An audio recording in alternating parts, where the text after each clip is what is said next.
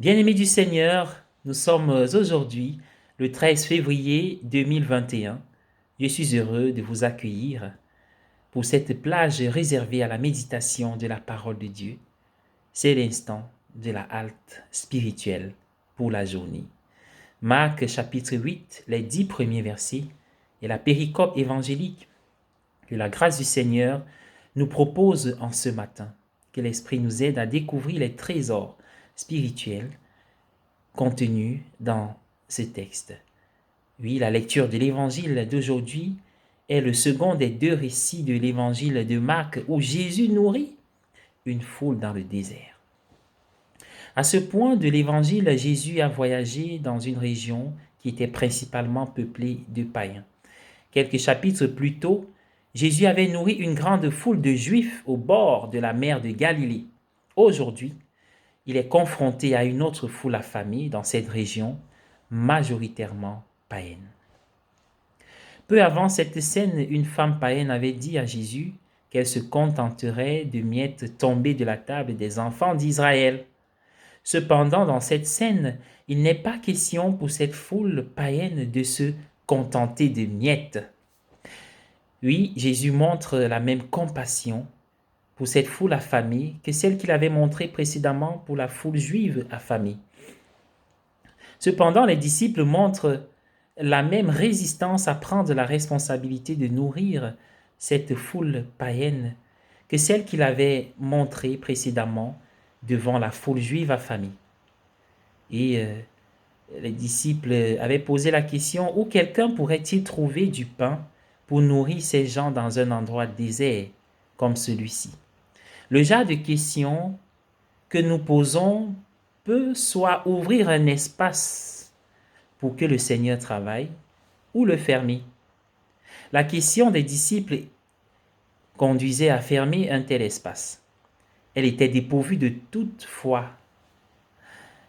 Il n'y avait aucun espoir dans leur question. En revanche, la question de Jésus, combien de pain avez-vous, était pleine d'espoir, d'espérance. Il ouvrait un espace pour que Dieu puisse agir puissamment à travers lui.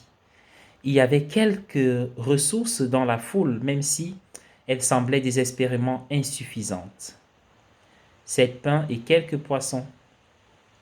Pourtant, une fois que ceci fut offert à Jésus, il travailla puissamment à travers eux pour la nourriture de tous.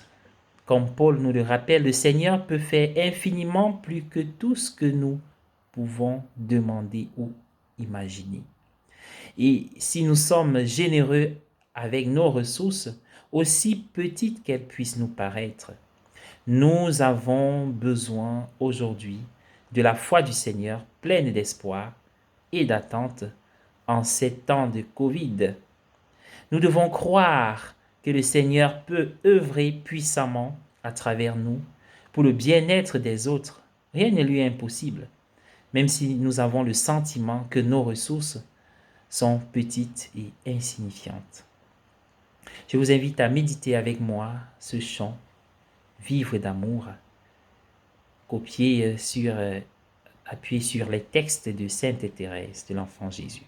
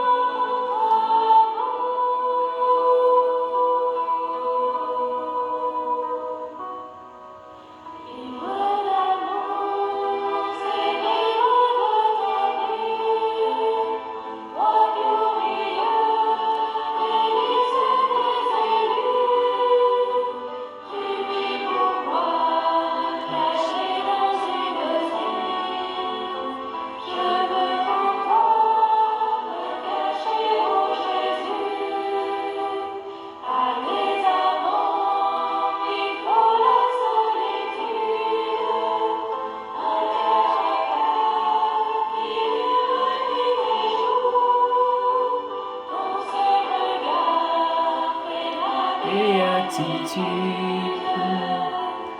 Je vis